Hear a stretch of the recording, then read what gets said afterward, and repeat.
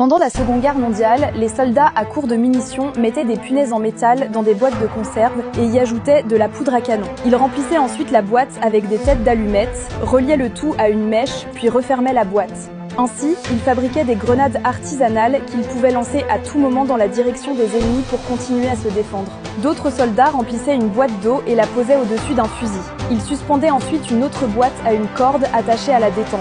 Un petit trou dans la première boîte laissait l'eau s'écouler lentement dans la seconde et quand celle-ci était assez remplie, son poids tirait la détente et déclenchait des centaines de tirs plusieurs heures après le début de l'écoulement. Ce stratagème faisait croire à l'ennemi que la tranchée était toujours occupée par les soldats, permettant ainsi à ces derniers de s'échapper en toute sécurité. Lorsqu'ils étaient blessés pendant la guerre, les soldats appliquaient de la glu sur leurs plaies pour refermer les bords et réduire le saignement. En effet, même si appliquer de la colle sur une plaie ouverte était un geste dangereux, cela leur permettait néanmoins de maintenir la blessure fermée assez longtemps pour qu'ils regagnent le camp et obtiennent des soins.